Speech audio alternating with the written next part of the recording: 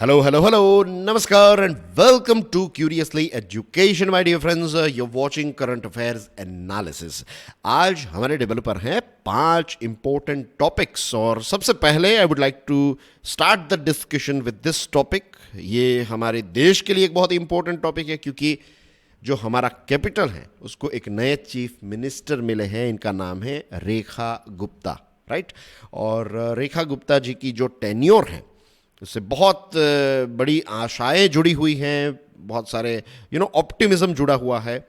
And hopefully इनकी tenure से चीज़ें जो हैं, एक दिल्ली की बात करें तो उसमें एक बदलाव आएगा. अभी कुछ दिनों पहले ही हम बात कर रहे थे ना कि न्यू दिल्ली जो है वो हमारी राजधानी कैपिटल है, तो it should be a sort of guiding light for the rest of the nation कि हम न्यू दिल्ली से चीज़ों को सीखें कि यहाँ पर इतनी तरक्की है, इतना ग्रोथ है, इतना development and things like that. लेकिन अनफॉर्चुनेटली दिल्ली में बहुत सारी अच्छी चीज़ें हैं, लेकिन अनफॉर्चुनेटली बहुत गलत चीज़ों की वजह से भी दिल्ली जो है वो न्यूज़ में रहता है. For example air pollution, water pollution, safety and there are so many other things as well. I hope कि ये सारी चीज़ें जो हैं वो अब चेंज होगी. She becomes the 4th woman and first female BJP leader to hold this position. और इनकी जो लीडरशिप है, इनके बड़े बड़े लक्ष्यों की बात करें तो it's going to be inclusivity, development और गवर्नेंस को एक फ्रेश पर्सपेक्टिव भी मिलेगा. उनके बैकग्राउंड की बात करें तो जन्म उनका हरियाणा में हुआ, फिर उन्होंने दिल्ली से ही एजुकेशन, वो कुछ 2 साल के थे तभी उनके पिताजी जो हैं या फिर उनका फैमिली जो है वो पूरा दिल्ली में शिफ्ट हो गया, and from Haryana of course. और फिर एजुकेशन यहाँ से हुआ. 2022 में उन्होंने LLB भी कंप्लीट किया. और ये जो लीगल बैकग्राउंड है it will help for a lot in navigating complex political and administrative challenges. उनके पॉलिटिकल करियर की शुरुआत हुई ABVP से 1992 में, और फिर 1996-97 में दिल्ली यूनिवर्सिटी के स्टूडेंट यूनियन के प्रेसिडेंट रह चुके हैं. तो वहाँ से ही as you can see right कि एक धीरे धीरे लीडरशिप जो है, स्किल्स जो है लीडरशिप की as far as politics is concern, तो इम्प्रूव होती जाती है. और फिर नॉर्थ पीताम्पुरा के वो काउंसिलर बने और बहुत सारे कम्युनिटी प्रोजेक्ट्स जो हैं उनको भी लॉन्च किया. MLA बने इस साल, ऑफ कोर्स इलेक्शन जीता. और उनके परिवार के बारे में ये कहा जाता है कि उनकी फैमिली की जो वैल्यूज़ है it is inclined towards community service और एजुकेशन, और ये चीज़ों के माध्यम से कैसे पब्लिक वेलफेयर किया जा सके, तो ऐसा उनका एक बैकग्राउंड, फैमिली बैकग्राउंड जो है वो रहा है. अब जो नए CM हैं उनको गवर्नमेंट ऑफ इंडिया और लेफ्टिनेंट गवर्नर का पूरा सपोर्ट मिलेगा. तो प्रोसीजरल चैलेंजेस जो है वो उतने उनके सामने नहीं होंगे कंपेयर टू जो केजरीवाल साहब की टेन्योर में उनको जो फेस करना पड़ रहा था. तो ऐसा जो कहता है ना फ्रिक्शन नहीं होगा. अब चीज़ें बहुत ही स्मूथली चलेगी. डबल इंजन जैसी सरकार जो है, जो बीजेपी हेवीली प्रमोट करती है डबल इंजन सरकार, तो अब डबल इंजन सरकार है यहाँ पर, राइट. तो लेट्स होप कि अब दिल्ली जो है वो धड़ाधड़ प्रगति करेगा. ट्राई स्टेट NCR जो है ये अब मीन्स नई अपॉर्चुनिटीज़ हैं, लोगों की भी एक्सपेक्टेशन जो है लेट्स होप के फुलफिल हों. प्रायोरिटीज़ की बात करें तो एक तो है क्वालिटी ऑफ लाइफ, इसमें बहुत सारी चीज़ें आ गई. फिर कुछ बेसिक्स हैं, राइट. इसमें रोड्स, फिर यमुना का पानी, ड्रेनेज, एयर क्वालिटी, ये बड़े बड़े ऐसे चैलेंजेस हैं जिनको सॉर्ट आउट करना, ये सारी चीज़ों को प्रायोरिटाइज करना है, right. Delhi as you know कि वाया एयर, ट्रेन, रोड के माध्यम से लाखों लोग जो हैं वो हर रोज़ आते हैं, हर रोज़ जाते हैं. तो इंफ्रास्ट्रक्चर पर काफ़ी ज़्यादा प्रेशर रहता है. और अनफॉर्चुनेटली हमारी राजधानी के जो रोड्स हैं वो पुअरली डिज़ाइंड माने जाते हैं, राइट. कंस्ट्रक्शन का काम चलता ही रहता है, और जब चलता है तो बहुत सारे रोड्स बंद होते हैं. तो जो कम्यूटर्स हैं उनको अलग अलग जगहों से जाना पड़ता है, ट्रैफिक में चौक होल्ड होता है, और ये सारी चीज़ों की वजह से ओवरऑल खर्च भी बढ़ता है और पॉल्यूशन भी बढ़ता है. और आपकी जो इम्पोर्टेंट आवर्स है, आपका जो वक्त है, राइट, जो मैन आवर हम कहते हैं, तो ऐसे लाखों करोड़ों लोगों का हर रोज़ बहुत सारा वक्त जो है वो बर्बाद होता है. प्राइवेट पार्टीज़ रहती है इस पब्लिक ट्रांसपोर्ट में, यानी कि प्राइवेट कंपनीज चलाती हैं ज़्यादातर, और बस रूट्स जो हैं वो भी काफ़ी इनएफिशिएंट हैं. तो इसकी वजह से लोग जो हैं वो पर्सनल व्हीकल्स का यूज़ करते हैं, और ख़ास करके 2 व्हीलर्स जो हैं वो काफ़ी ज़्यादा यूज़ किए जाते हैं, और इसकी वजह से ट्रैफिक और एक्सीडेंट्स के भी इश्यूज़ हमें देखने को मिलते हैं. ऑफ कोर्स व्हीकल और रोड कंस्ट्रक्शन, ये 2 ऐसी चीज़ें हैं जो दिल्ली के सीवियर एयर पोल्यूशन में एक बहुत बड़ा कंट्रीब्यूशन करते हैं. और इसी के साथ टोल्स अलग अलग जगहों पर हैं, तो इसकी वजह से मूवमेंट जो है इट इज़ नॉट सीमलेस, या फिर ये टोल्स की वजह से एक रिस्ट्रिक्शंस क्रिएट होता है। फिर यमुना नदी, as I am sure you know कि जब ये इलेक्शन कैंपेन्स चल रहे थे तो उस समय पर यमुना के रिवाइवल को लेकर बहुत सारी चीज़ें जो हैं वो डिस्कस हुई थी, ब्लेम गेम, ये सारी चीज़ें चली, लेकिन अब कोई एक्सक्यूज़ नहीं होनी चाहिए। लेट्स होप कि ये यमुना जो है वो जल्द से जल्द क्लीन हो जाए। कोलकाता और Ahmedabad, I have been to Ahmedabad many times, Kolkata कभी नहीं गया, लेकिन अहमदाबाद जो है तो हमारे गुजरात का ही एक बहुत बड़ा शहर है, और रिवर फ्रंट जो है वो काफ़ी अच्छा डेवलप किया है, to be honest, right. If you go there then you find बहुत ही खूबसूरत है। ऐसा ही लगता है कोई ऐसा जो global city, for example London, या फिर आपने न्यूयॉर्क है, न्यूयॉर्क में I am not sure about that, but London में है, राइट, लंदन है, फिर बेल्जियम में है। तो इस प्रकार के अगर आप देखेंगे बड़े जो देश के अलग अलग शहर है, तो उसमें रिवर फ्रंट काफ़ी अट्रैक्टिव होता है, टूरिस्ट अट्रैक्शन भी बनता है, और वहाँ पर लोग जब जाते हैं बैठते हैं तो दे फील रिलैक्स्ड। ये जो एक सिटी से आपको, एक सिटी में ही बड़े हो लेकिन सिटी में आपको एक ऐसा स्पॉट मिलता है, रिवर फ्रंट ऐसी चीज़ें हैं जहाँ पर आपको एक सुकून मिलता है, यू नो। तो दिल्ली में भी यमुना को इस लेवल पर डेवलप करने की ज़रूरत है। इसी के साथ थोड़ी बहुत बारिश आ जाती है तो हमारे बहुत सारे ऐसे शहर, जिसमें दिल्ली भी आ गया, तो वाटर लॉगिंग जैसी समस्या है, ड्रेनेज जो हैं, राइट, तो ये ड्रेनेज मास्टर प्लान आईआईटी के द्वारा डिज़ाइन किया गया था, तो इसको डिस्कार्ड किया गया था। तो अब आई थिंक कि अब नया प्लान या फिर इसी प्लान को थोड़ा अपडेट करके यूज़ किया जाएगा। जो ड्रेनेज नेटवर्क है उसको इम्प्रूव करने की ज़रूरत है, and there are other things is well, कि जो रेसिडेंट्स हैं उनको क्या चाहिए, तो उनसे ही आपको पता चलेगा कि what are the challenges that are faced by the लोग people of Delhi, isn't it. और दिल्ली का ये भी कहा जाता है कि एक स्पिरिट है, फ्रीडम और रेजिलियंस, ये एक स्पिरिट एसोसिएटेड है with the people and the city, this Delhi city. तो लेट्स होप कि इनकी जो टेनियर है ये दिल्ली को एक प्रोग्रेसिव फ्यूचर की तरफ ले जाए, और सस्टेनेबल डेवलपमेंट के साथ साथ इंक्लूसिव ग्रोथ भी हो। बहुत ही इंपॉर्टेंट चीज़ें अभी तक हमने इस विषय को लेकर डिस्कस कर ली है। Now let's move on to the, before I move on to the next topic, let me give you a brief about this particular series, why this series is important. It will help you with these three things. Critical analysis, exam में आपको as मिलेगी, और यहाँ पर complex चीज़ों को हम बहुत ही सिंपल तरीके से समझते हैं, which is the most important thing. और इसी के साथ साथ कॉम्पिटिटिव एग्जामिनेशन के एस्पिरेंट्स जो हैं उनकी जो रिक्वायरमेंट है, जो नेसेसिटीज़ हैं, उनको ध्यान में रखते हुए इस सीरीज़ को डिज़ाइन किया गया है। Okay, so this are the two most important things about this particular series. Now dear friends, let's move on to the next topic, right? This one is about climate change. एक बहुत ही खूबसूरत topic है ये. Why is education a critical but overlooked tool in combating climate change? Climate change को लेकर क्या क्या चीज़ें करनी चाहिए. तो अगर मैं आपको पूछूं तो you will say for example ज़्यादा पेड़ उगाना, फॉरेस्ट को बचाना, ये सारी चीज़ें हम जानते हैं, राइट? बड़ी बड़ी चीज़ें हर कोई जानता है. लेकिन आपको ऐसा प्रश्न नहीं पूछाएगा कि लिस्ट बताइए कौन कौन सी चीज़ें करेंगे या नहीं करेंगे और इससे हम क्लाइमेट चेंज को रोक पाएंगे. नहीं. क्लाइमेट चेंज को रोकने के लिए क्या स्टेप्स उठाए जा सकते हैं. फॉर एग्जांपल ऐसा एक ब्रॉड अगर एक प्रश्न पूछा जाए then you can talk about education, right? ऐसे भी पूछा जा सकता है, राइट? एक निबंध जो कहते हैं ऐसे राइटिंग में. तो why is education a critical but overlooked tool? बहुत ही इंपॉर्टेंट है, क्रिटिकल है, लेकिन ओवरलुक्ड है, इसको इतना इंपॉर्टेंस नहीं मिला है. यह है इस पर्टिकुलर टॉपिक का क्वेश्चन. अब नाइजीरिया की बात करें, अफ्रीका का एक देश है, अभी मैप को भी देखेंगे. नाइजीरिया में क्लाइमेट क्राइसिस की वजह से लोग जो हैं उनको अलग अलग जगहों पर डिस्प्लेस होना पड़ रहा है, कॉन्फ्लिक्ट वहाँ पर बढ़ रहे हैं, और इसी के साथ इकोनॉमिक्स इंस्टेबिलिटी जो है वो आ रही है. ये सारी चीज़ों का कारण क्या है? Climate crisis.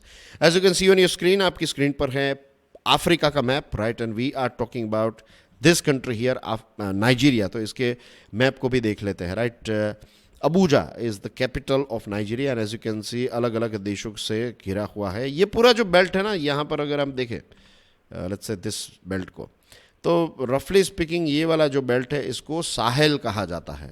साहेल रीजन है ये वाला बेल्ट. ओके, ये सारे देश. तो you will find it here. See यहाँ पर देखिए, ये साहेल लिखा है ना, ऐसे HEL. तो नाइजर, ये पूरा जो बेल्ट है, तो और बहुत सारे दूसरे देश भी इसमें आते हैं, ये आपको एक थोड़ा पता होना चाहिए। ओके, क्लाइमेट चेंज जो है ये एक बहुत बड़ा ग्लोबल चैलेंज है, इससे बड़ा कोई चैलेंज है ही नहीं। और एजुकेशन आप सब जानते हैं एक ऐसा टूल है, अगर आपको कोई पॉजिटिव बदलाव करना है तो एजुकेशन से ही आ सकता है। जब लोग समझेंगे, जब लोगों के अंदर वो चीज़ें डेवलप होगी, तब हम दुनिया में जो इंटरनल चेंजेस आएंगे ना लोगों के अंदर, वही आउटर या फिर एक्सटर्नल वर्ल्ड में हमें देखने को मिलेंगे। कोप 29 कहाँ पर हुई थी बताइए, ये एक आपके लिए प्रश्न है। कोप 29 में एजुकेशन को सिर्फ थोड़ा बहुत मेंशन किया गया था, ब्रीफली मेंशन हुआ था, साइडलाइन कर दिया गया था एजुकेशन को, दूसरी चीज़ों पर बात चली। लेकिन क्लाइमेट चेंज को लेकर जब तक हम चीज़ें सिखाएंगे नहीं, समझाएंगे नहीं, तब तक लोग इसको समझेंगे नहीं कि how serious it is, right. और ये जो नैरो व्यू है, एजुकेशन को साइडलाइन किया गया in terms of fighting climate change, तो ये एक एजुकेशन का जो पोटेंशियल है उसको भी अंडर एस्टिमेट करता है। और इसके साथ साथ जो हमें एक रेजिलियंट और इनोवेशन चाहिए, रेजिलियंस और इनोवेशन, ये भी हमें नहीं मिल पाता, बिकॉज आप एजुकेशन को उतना इंपॉर्टेंट नहीं दे रहे हैं। Education can not wait. UNICEF जैसी ऑर्गेनाइजेशंस जो हैं वो तो यही कह रही है कि एजुकेशन में, और ख़ास करके क्लाइमेट फाइनेंस जो कहते हैं, तो इसका इस्तेमाल एजुकेशन में किया जाना चाहिए, राइट। 2022 से अगर आप देखेंगे तो 400 मिलियन चिल्ड्रन, राइट, ये अमेरिका की पॉपुलेशन से भी ज़्यादा आंकड़ा है ये, have experienced school closures due to extreme weather. दुनिया के अलग अलग क्षेत्रों में ये चीज़ें देखने को मिल रही है। कई जगहों पर बाढ़ बहुत ज़्यादा आ जाती है, हमारे यहाँ पर ही देख लीजिए, आसाम की सिचुएशन ऐसी रहती है। फिर हमारे यहाँ पर जो लेट्स से राजस्थान है, गुजरात के कुछ पार्ट हैं, महाराष्ट्र के कुछ पार्ट है, you'll find in summer time school और सारी चीज़ों के टाइमिंग्स जो हैं वो चेंज किए जाएंगे। कुछ जगहों पर तो सीवियर हीट वेव की वजह से बंद भी कर दी जाएगी स्कूल थोड़े समय के लिए। तो क्लाइमेट चेंज की वजह से बच्चों को डे टू डे बेसिस पर इस प्रकार के रिस्क जो हैं वो फेस करने पड़ रहे हैं। फ्लड्स एंड स्टॉर्म्स की वजह से 20,000 children daily in recent years are increasing risks of exploitation। उनको वो डिस्प्लेस हो रहा है, किसी और जगह पर उनको जाना पड़ता है। नाइजीरिया में 18 million, we are talking about 1,80,00,000 जितने बच्चे जो हैं ये क्लाइमेट चेंज की वजह से स्कूल के बाहर हैं, कॉन्फ्लिक्ट हो रहा है, डिस्प्लेसमेंट हो रहा है वहाँ पर। और 2022 में जब पाकिस्तान में फ्लड्स आए थे तो इसकी वजह से 30,000 जितनी स्कूल्स जो हैं वो प्रभावित हुई। Just imagine 30,000 schools got damaged because of 2022 flood. Ethiopia, Haiti, Sudan और साहेल वाला जो रीजन है, तो यहाँ पर भी इसी प्रकार के चैलेंजेस जो हैं वो हमें देखने को मिल रहे हैं। फ्लड्स की वजह से या फिर ड्राउट्स की वजह से या फिर दूसरे डिजास्टर्स की वजह से फूड इनसिक्योरिटी जनरेट होती है और मास डिस्प्लेसमेंट होता है। और अगर बच्चे जो हैं वो स्कूल में नहीं रहेंगे तो फिर वो एक बहुत बड़े नेगेटिव लूप में फंस जाते हैं। फिर वही गरीबी का सामना पूरी ज़िंदगी, जैसे उनके पेरेंट्स की गई वैसी ही गरीबी, वो कभी कुछ नहीं नया नहीं कर पाएंगे, बस और बस मजदूरी ही करते रहेंगे। This is the reason we find कि अफ्रीका के बहुत सारे देश जो हैं इतने रिसोर्सेज के होने के बावजूद भी वो ये एक ऐसा पूरा जो कॉन्टिनेंट है वो इस हालत में क्यों है? The reason is they don't have skills, they don't have education. और क्लाइमेट चेंज जब हो रहा है और हम एजुकेशन को क्लाइमेट चेंज को फाइट करने के लिए अगर इसका पार्ट नहीं बनाएंगे तो ये साइकिल जो है वो कभी हम तोड़ नहीं सकते। पूरी दुनिया को क्वालिटी एजुकेशन फॉर ऑल इस मिशन पर काम करना ही चाहिए। यंगस्टर्स को हम स्किल्स देंगे तभी जाकर वो जब बड़े होंगे तो कुछ अपने हाथ से कर पाएंगे, राइट। ग्रीन क्लाइमेट फंड जो है इसको इंक्रीज करने की ज़रूरत है। It was just 0.03%। इसमें अगर 1% भी इंक्रीज किया जाए तो क्लाइमेट रेजिलियंस जो है इसको काफ़ी बड़ा बूस्ट मिलेगा। इसके साथ स्कूल्स में कुछ ऐसे सस्टेनेबिलिटी को लेकर प्रोग्राम्स चलाए जा सकते हैं जिनको मील्स गार्डन कहते हैं, राइट। तो जिसमें क्या होता है कि आपकी ही स्कूल जो है तो उसके गार्डन में टमाटर, अलग अलग चीज़ें आपने उगानी स्टार्ट की, राइट। तो इससे बच्चे जो हैं उनको, बच्चों को ही ये सारी चीज़ें करनी है, वही उगाएंगे और वही लुक आफ्टर करेंगे। और एनर्जी एफिशिएंट बिल्डिंग्स का इस्तेमाल करना, इको क्लब्स। और I was also thinking about this thing कि ट्री प्लांटिंग इनिशिएटिव्स होने चाहिए कि let's say when you are in first standard और समथिंग, लेट्स से सेकंड और फर्स्ट स्टैंडर्ड, तो अगर स्कूल है, पर्टिकुलरली अगर आपकी स्कूल, चलिए सिटी में ये पॉसिबल नहीं लेकिन टाउन्स में पॉसिबल है कि जहाँ पर बड़ा एक मैदान होता है खेलने के लिए, तो मैदान की जो ये बाउंड्री है, पेरिफेरी है, तो यहाँ पर बच्चों को अलग अलग पेड़ या फिर छोटा हर्ब हैं, शर्ब्स हैं, तो ऐसा उगाना है और हर एक बच्चे की रिस्पॉन्सिबिलिटी रहेगी कि ही और she will look after that particular plant. तो इससे धीरे धीरे जो है फिर आप देखेंगे कि जब मैंने स्कूल ज्वाइन की तो ये प्लांट ये लेट्स से कि एक क्या कहते हैं उसको, नीम का पेड़ जो है, राइट, वो मैंने एक छोटा सा प्लांट किया और फिर 6, 7, 8, 10 साल के बाद when I reached 10th standard ये इतना बड़ा हो गया। यू विल नो कि ये प्लांट, तो जस्ट इमेजिन एक बार ये आदत होगी तो फिर एक ही बच्चा जो है वो कितनी सारी अलग अलग जगहों पर ट्रीज प्लांटिंग करेगा। तो इससे भी एक अवेयरनेस क्रिएट होगी। लॉस एंड डैमेज फंड जो है ये बच्चों की जो नीड्स हैं तो इनको फाइनेंस करने के प्रोजेक्ट्स जो हैं इनकी शुरुआत हो चुकी है। We have talked about loss and damage, right, अभी नहीं, पहले एक बार इस पर भी डिस्कशन की थी हमने। लॉस एंड डैमेज फंड जो है plays a very very important role these days because of ये disasters. Investing in girls secondary education, very very important. अब देखिए बहुत इंटरेस्टिंग आंकड़ा है यहाँ पर।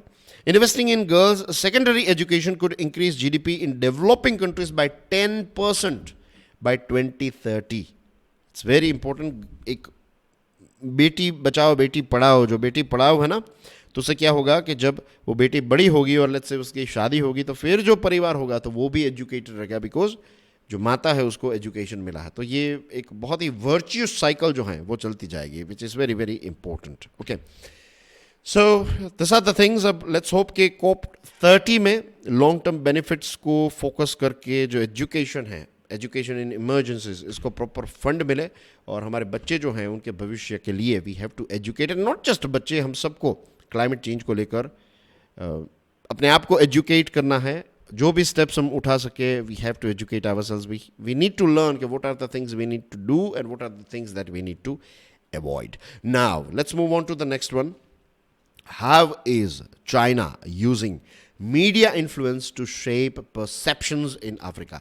आप ये भी कह सकते हैं कि चाइना एक प्रकार से सॉफ्ट पावर का इस्तेमाल करते हुए अफ्रीका जो है उसका पूरा जो एक परसेप्शन है वो चेंज करा, और ख़ुद का परसेप्शन जो है चाइना में, चाइना की जो एक छवि है अफ्रीका में, वो ऑल टुगेदर चेंज हो रही। कैसे? You will be very very surprised कि किस प्रकार से चीज़ें यहाँ पर चल रही हैं। अभी हाल ही में और लंबे समय से ये चीज़ें चलती आई हैं कि जो चाइना के फॉरेन मिनिस्टर हैं वो अफ्रीका की यात्रा पर जाते हैं। उनकी एन्यूअल एक यात्रा रहती है, अलग अलग देशों में जाते हैं। डिप्लोमेसी और इन्वेस्टमेंट को लेकर बहुत सारी चीज़ें जो हैं वो डिस्कस होती है। अभी जो वैंग यी हैं चाइना के फॉरेन मिनिस्टर, तो वो गए नामीबिया, कोंगो, चाड, नाइजीरिया। चलिए नाइजीरिया को तो हमने देखा था ना, बाकी के देशों को देख लेते हैं। तो again on your screen you can see the map of Africa. Let's start with this one, Namibia, right. तो यहाँ पर देखिए ये वाला जो पोर्शन ट्रॉपिक ऑफ कैप्रिकॉर्न यहाँ से निकल रही है, ये अटलांटिक सी के साथ लिटोरल स्टेट है, ये लिटोरल देश है, और यहाँ पर भी बहुत सारे देशों के साथ बाउंड्री शेयर कर रहा है। Then we can see here equator यहाँ से पास होती है। Congo, Democratic Republic of Congo, और दूसरा है एक रिपब्लिक ऑफ कोंगो। ये दो देश हैं लेकिन वो यहाँ पर गए थे DRC में। और उसके बाद you can see here this is the nation called Chad, right. हमने अभी इसके बारे में बात की थी, मैंने आपको बताया था कि ये पूरा जो है ये साहेल बेल्ट में आता है, साहेल रीजन है ये। Okay, so this is the map of Africa in front of you, right. 54 लगभग 54 जितने देश जो हैं वो अफ्रीकन कॉन्टिनेंट का पार्ट रहते हैं, राइट। इसमें कुछ आइलैंड नेशन भी आ गए, for example Madagascar, Seychelles and there are other nations as well. Okay, China जो है उसका इन्वेस्टमेंट पता है अफ्रीका में कितना है? बेल्ट एंड रोड इनिशिएटिव के तहत $700 billion. Yes, $700 billion. Roads, ports, बहुत सारी चीज़ें कंस्ट्रक्ट की है। अब चाइना जो है वो क्या करना चाहता है, वो जो अफ्रीका के लोग हैं उनके दिल और दिमाग को जीतने की कोशिश कर रहा है। कैसे? मीडिया के माध्यम से। चाइनीज़ मीडिया जो है उसका एक्सपांशन काफ़ी ज़्यादा हुआ है कॉन्टिनेंट में, राइट। BBC डिक्लाइन होते जा रहा है, CNN डिक्लाइन होते जा रहा है, और ये CGTN अफ्रीका जो है ये इंक्रीज़ होते जा रहा है, इनकी व्यूवरशिप बढ़ती जा रही है। और चाइना को यहाँ पर ये जो न्यूज़ प्लेटफॉर्म्स है, चाइनीज़ न्यूज़ प्लेटफॉर्म्स हैं, तो वही दिखाएंगे कि चाइना जो है एक बहुत ही उदार पार्टनर है आपका। इंफ्रास्ट्रक्चर और ट्रेड एग्रीमेंट में आपके लिए सारी चीज़ें करता है, और ऑल वेदर फ्रेंडशिप वाली स्टोरीज जो हैं वो बताई जाती हैं।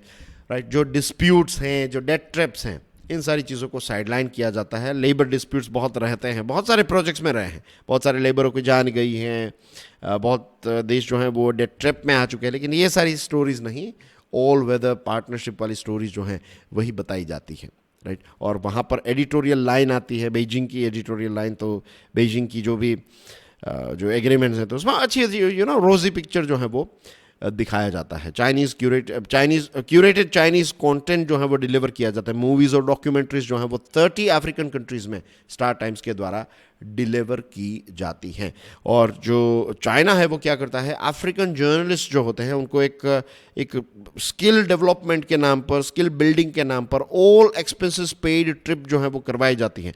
इन लोगों को चाइना बुलाया जाता है, राइट, अच्छी ट्रीटमेंट दी जाती है, खाना पीना, 5 स्टार होटल्स में रहना, फिर training programmes and things like that. लेकिन what they are doing is कि ये जो जर्नलिस्ट हैं अफ्रीका के, तो उनको एक प्रोपोगेंडा का पार्ट बनाया जाता है। उनको लगता है पूरी ट्रेनिंग उनका ब्रेन वॉश करके फिर वापस भेजा जाता है। तो इथियोपिया, अंगोला जो हैं, तो यहाँ पर आप देखेंगे चाइनीज़ ट्रेन जर्नलिस्ट जो हैं वो बहुत पॉजिटिव चीज़ें जो हैं वो इसके बारे में कहते हैं। एडिस अबाबा जिबूटी रेलवे जो हैं, तो इस प्रोजेक्ट को काफ़ी अच्छी तरीके से वहाँ की इथियोपिया की स्टेट मीडिया ने हाईलाइट किया है। अंगोला जो देश है, तो यहाँ पर करप्शन और ये सारी चीज़ें हैं, लेकिन सिनो यानी कि चाइना और अंगोला के बीच में के जो रिलेशंस हैं उसको काफ़ी अच्छी तरीके से ही पोर्ट्रे किया जाता है। कुछ जगहों पर डिसेंट जैसी सिचुएशन भी है। फॉर एग्जांपल अगर केनिया की बात करें, तो केनिया के जो जर्नलिस्ट हैं उन्होंने कहा कि ये चाइनीज़ फाइनेंशियल अंडरटेकिंग्स जो हैं, तो इसकी प्रॉब करना, उन पर रिसर्च करना और देखना कि भाई यहाँ पर बहुत सारी चीज़ें जो हैं वो गलत हुई है, इसका ट्रू कॉस्ट क्या है। तो केनिया के कुछ जर्नलिस्ट जो हैं वो अपना वर्क जो मीन्स अपना सिर उठाकर चीज़ें जो हैं वो कर रहे हैं, दिखा रहे हैं कि भाई ये जितना रोज़ी पिक्चर है उतना रोज़ी नहीं है। साउथ अफ्रीका के जो वॉचडॉग्स हैं उनका कहना यह है कि चाइनीज़ मीडिया इन्फ्लुएंस की वजह से जो प्रेस का जो फ्रीडम है वो डिक्लाइन हो रहा है। और घाना जो है तो वहाँ पर ये सिचुएशन देखने को मिली है कि जो डोमेस्टिक स्टोरीज़ हैं उनको उतना ही प्राइम आवर्स नहीं मिलती हैं, चाइनीज़ प्रोड्यूस्ड कंटेंट जो है उसको प्रायोरिटी मिलती है। तो ये सारी चीज़ें अब फील होने लगी हैं वहाँ के जर्नलिस्ट को भी। But you can see here कैसे चाइना जो है वो दिल और दिमाग को जीतने के लिए इस प्रकार की टैक्टिक्स का इस्तेमाल कर रहा है। एंड लेट्स होप कि अफ्रीका के जो जर्नलिस्ट हैं उनका इंटेलेक्चुअल इंडिपेंडेंस जो है वो हमेशा बरकरार रहे और इंक्रीज होता जाए, वरना फिर एक कॉलोनीज बनाने के लिए you have to change their mindset as well. तो इस प्रकार की कोशिश जो है वो चाइना पूरी कर रहा है using all the things that we have seen so far. Now let's move on to a very very interesting geopolitical topic. एक समय था जब आप अगर पुराने पेपर्स देखेंगे, स्ट्रिंग ऑफ पर्ल्स इसको कहा जाता था। Yes, I was looking for this, string of pearls, right, यानी कि मोतियों की एक माला जिससे भारत का गला घोटा जा सके। तो ये चाइना का ये बेल्ट एंड रोड इनिशिएटिव के बारे में ऐसे स्ट्रिंग ऑफ पर्ल्स ऐसे शब्दों का इस्तेमाल होता था। तो यहाँ पर एक स्पीयर्स ऑफ इन्फ्लुएंस ऐसा आपको एक पूछा जा सकता है कि what are the strategic implications of Trump's या फिर USA's spheres of influence approach for India. What is spheres of influence, चलिए इसको समझते हैं। Dear friends, as you know कि हमारे नरेंद्र मोदी साहब जो है वो यूएसए की यात्रा पर गए थे। उनसे पहले वहाँ पर कौन गया था, तो इजराइल के प्राइम मिनिस्टर जा चुके हैं, जापान के जो प्राइम मिनिस्टर हैं वो वहाँ पर गए थे। एंड हमारे प्राइम मिनिस्टर जो हैं is the third leader to be received in Washington post Trump's inauguration. ठीक है, तो अपने आप में ये इस बात का एक रिफ्लेक्शन है कि यूएसए जो है उसके लिए भारत के साथ संबंध काफ़ी इम्पोर्टेंट है और मोदी साहब और ट्रम्प साहब के बीच में जो पर्सनल एक भाईचारा है, एफिनिटी है, वो भी काफ़ी वी कैन सी क्लियरली जब वो दोनों मिलते हैं। तो ये चीज़ें तो हैं। जो जॉइंट स्टेटमेंट रिलीज़ किया गया तो उसमें एक कॉम्पैक्ट, यूएस इंडिया कॉम्पैक्ट के बारे में बात हुई है। इसका फुल फॉर्म जो है अब आप देख लीजिएगा, इज़ वेरी इंपॉर्टेंट। और न्यू 10-ईयर डिफेंस फ्रेमवर्क जो है इस पर भी एक जॉइंट स्टेटमेंट जो है उसने कहा है कि आने वाले समय में, आने वाले 10 सालों के अंदर डिफेंस को लेकर बहुत सारी चीज़ें जो है वो हम करने वाले हैं। एक ऑटोनोमियस सिस्टम्स इंडस्ट्री अलायंस है और इसी के साथ डिफेंस टाइज जो हैं, तो इससे क्लियरली नज़र आता है कि रिलेशनशिप जो हैं ये पॉजिटिव तरफ पॉजिटिविटी की तरफ या फिर पॉजिटिव डायरेक्शन में ओवरऑल रिलेशन जो है वो जा रहा है। लेकिन ट्रंप साहब जो हैं वो भारत के हाई टैरिफ्स को लेकर बहुत ही ज़्यादा लाउड हैं। वो भारत को टैरिफ किंग कहते हैं, इस प्रकार के शब्दों का इस्तेमाल करते हैं, धमकियां देते हैं, राइट। अभी ब्रिक्स को लेकर उन्होंने एक बहुत स्टेटमेंट दिया था कि भाई ये ब्रिक्स वाले देश कहाँ गए, पहले वो अपनी करेंसी को लेकर ट्रेड करना चाहते थे, अगर ये करेंगे तो फिर इनके साथ बिजनेस तोड़ देंगे, हम बिजनेस नहीं करेंगे। बहुत सारी ऐसी चीज़ें उन्होंने बताई और भारत को भी काफ़ी हाई टैरिफ्स को लेकर उन्होंने क्रिटिसाइज किया। इसके साथ साथ भारत जो है उसने क्या किया, भारत ने कहा कि आने वाले ऑटम तक we will sort out a limited bilateral trade agreement, कि आपके साथ एक लिमिटेड टेम्पररी एक ट्रेड एग्रीमेंट जो है ये कुछ हम सॉर्ट आउट कर लेंगे। यूएस मिलिट्री हार्डवेयर की बात करें तो पोसाइडन एयरक्राफ्ट हैं, जेवलिन मिसाइल्स हैं, तो ये सारी चीज़ें कुछ हम खरीदेंगे, क्योंकि आपको याद होगा ट्रंप साहब ने कहा कि भाई $35 बिलियन का जो ट्रेड डेफिसिट आता है उनको भारत के साथ जो ट्रेड करते हैं, तो वी आर सेलिंग $35 बिलियन की ज़्यादा आइटम्स, इतनी आइटम्स हम यूएसए को बेचते हैं, उनसे जो खरीदते हैं हम उनसे और वो हमसे खरीदते हैं, तो उसका अगर बैलेंस निकाले तो वी आर सप्लाइंग $35 बिलियन की आइटम ज़्यादा टू यूएसए। तो ट्रंप कह रहे थे कि इसका बैलेंस होना चाहिए, इतना बड़ा तो जो ट्रेड है टिल्टेड है, तो इट्स नॉट वर्क, तो you have to buy more stuff from us, हमसे एयरक्राफ्ट खरीदिए, हमसे डिफेंस के प्रोडक्ट्स खरीदिए, हमसे ऑयल एंड गैस खरीदिए, राइट। और एक मिशन 500 लॉन्च किया है, 2030 तक दोनों देश जो हैं वो अपने बायलैटरल ट्रेड को $500 बिलियन तक ले जाना चाहते हैं। ये एक लक्ष्य रखा है अभी के करंट एनवायरनमेंट में, दिस लुक्स बिट बिगर।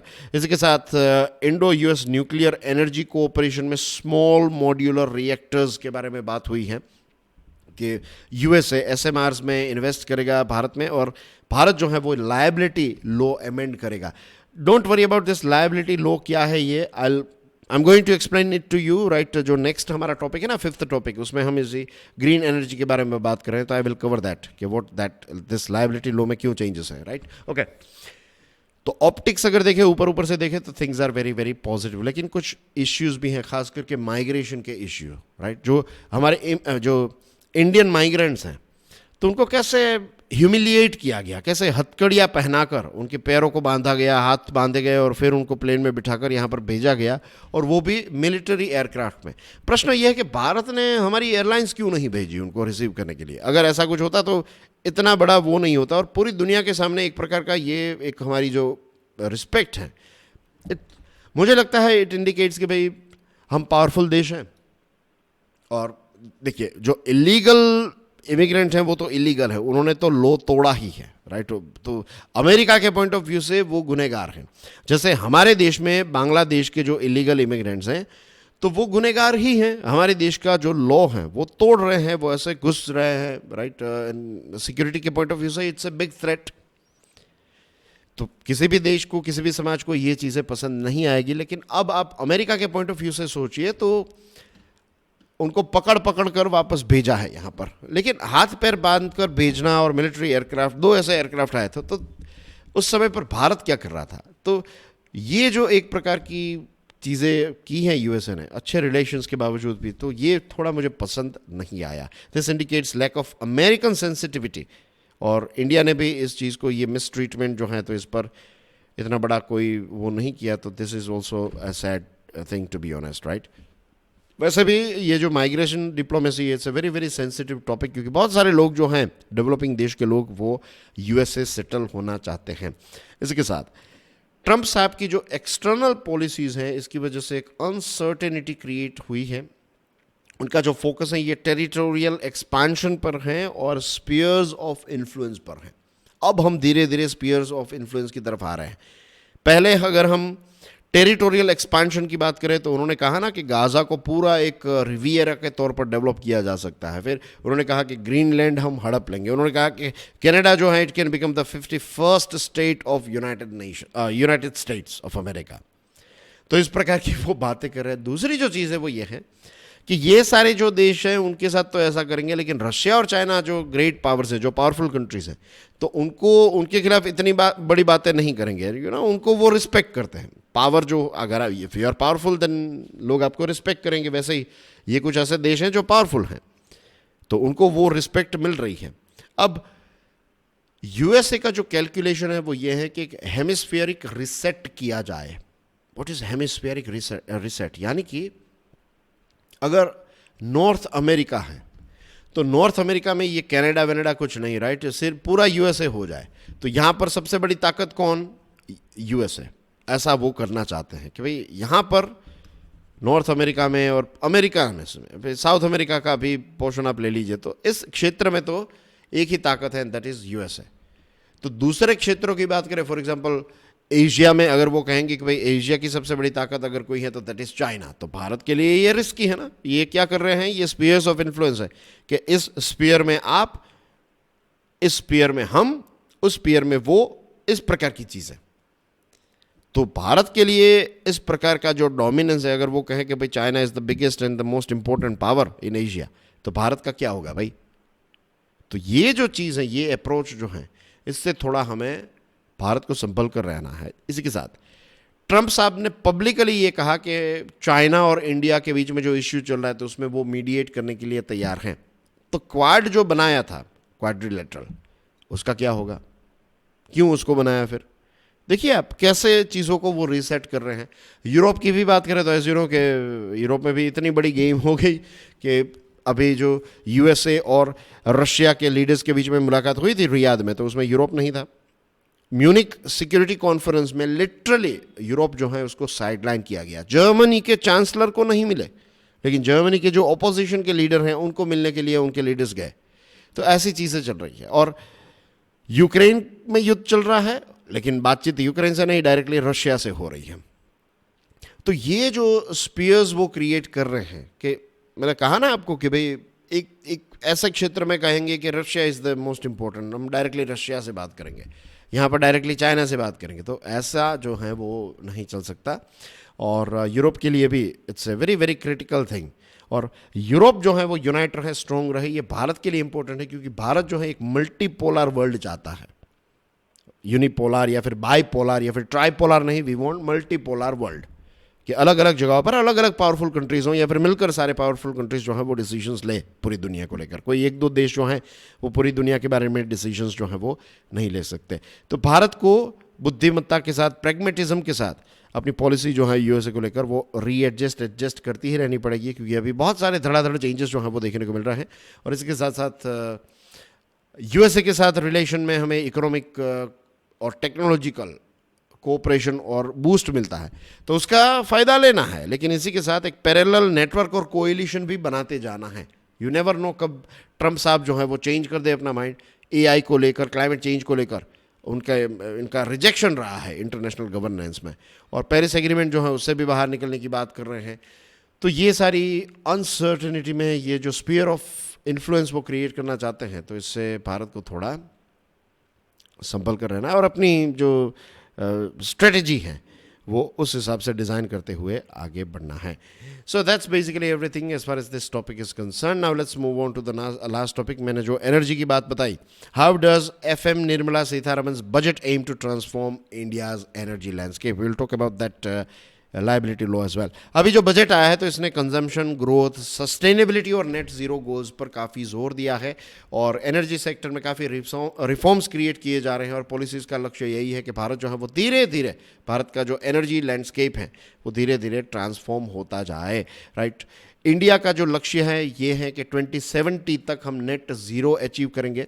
और अभी कोयले का इस्तेमाल कर रहे हैं, ऑल ऑफ द सडन हम इसको बंद भी नहीं कर सकते, लेकिन इसके भी अल्टरनेटिव कौन कौन से ग्रीन सोर्सेस हैं जिनका हम इस्तेमाल करते जाए, धीरे धीरे रिन्यूएबल्स जो है उसमें हम आगे बढ़ते जाए और कार्बन न्यूट्रलिटी को अचीव करते जाए। बजट में एक टारगेट रखा है। टारगेट ये है कि 2047 तक भारत जो है ये 100 गीगावाट न्यूक्लियर कैपेसिटी से जनरेट करेगा। तो लॉन्ग टर्म में भारत जो है वो न्यूक्लियर एनर्जी पर काफ़ी ज़्यादा जोर देना चाहता है। एक लॉन्ग टर्म गेम में we want to rely on nuclear, क्योंकि न्यूक्लियर जो है उससे हमें कांस्टेंट सप्लाई मिलती है। विंड और सोलार में अप्स एंड डाउन्स होते हैं, न्यूक्लियर में ऐसा कोई अप्स एंड डाउन्स नहीं है। सो इस पॉइंट ऑफ व्यू से न्यूक्लियर इज़ वेरी गुड।